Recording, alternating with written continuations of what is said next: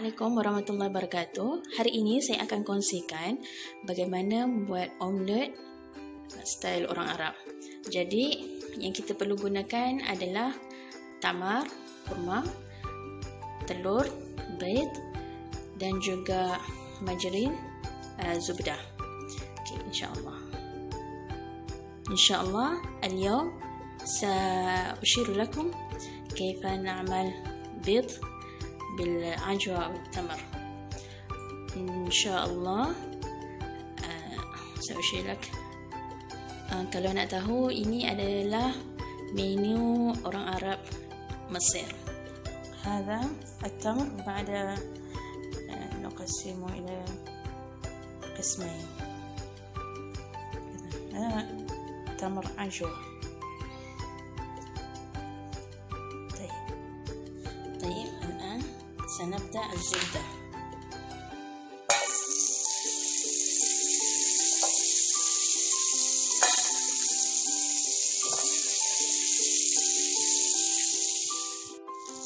Mereka kalau nak menggoreng banyak menggunakan margarin berbanding minyak, ataupun kalau bukan margarin dia akan pakai minyak jagung, minyak zaitun.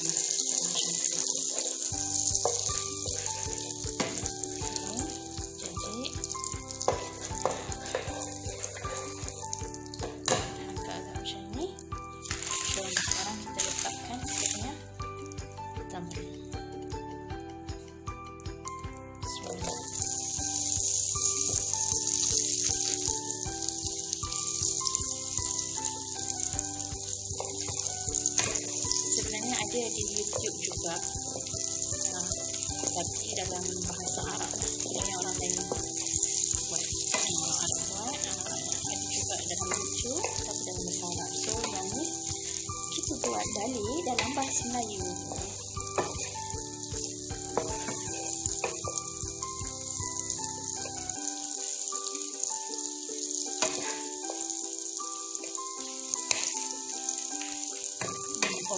Omelet style orang Arab, omelet campur dengan tamar. Kita tak pernah terbayang kita masak kurma kan? Nahnu al-Maliziyyin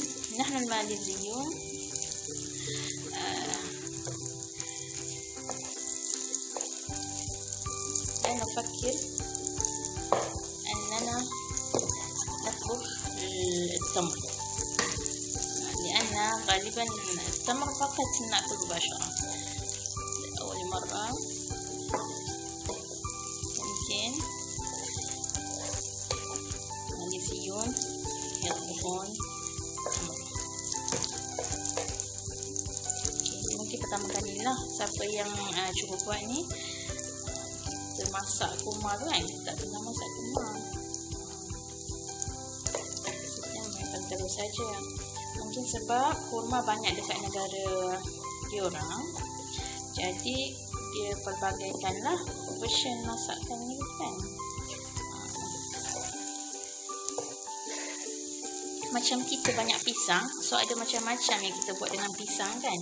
Ada kita goreng, ada kita rebus, ada kita buat kuih. Macam tu lah juga dengan diorang ni. Tamar banyak, kurma banyak, jadi salah satu menunya adalah omelet tamar. Macam ni. Sekarang kita akan letakkan telur. Telur ni 3 biji. Saya letak. Bismillahirrahmanirrahim.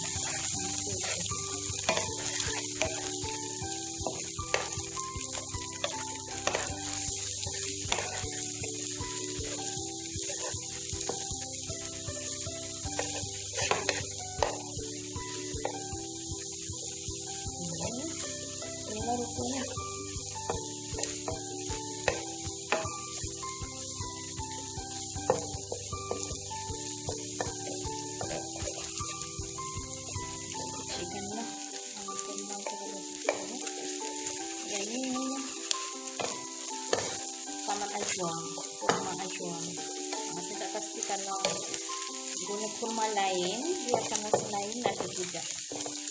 Sebabkan yang saya belajar tentang adalah guna tamar ajwa. Jadi kita gunakan apa yang guru kita ajar. Bau dia wangi ya, kalau bau di sini saya bau ini wangi.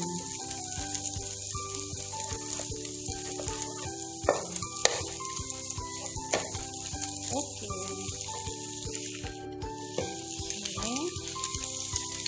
Jadi nanti kita boleh makan dengan roti. Jadi kita punya breakfast tu breakfast yang makanan yang sehat insya-Allah dan mengenyangkan. Kurma, telur dan roti. Okey, dah siap satu hidangan. Macam inilah rupa dia. Banyak dia macam ni. Banyak jugalah. Okey, nanti makan bersama dengan roti. Okey, selamat mencuba. Bersama dengan Ukhti Nur di channel Nur Ain Channel. Channel mempelajari bahasa Arab, bahasa Melayu dan juga masakan Arab. InsyaAllah. Ila liqa. Ma'assalamah.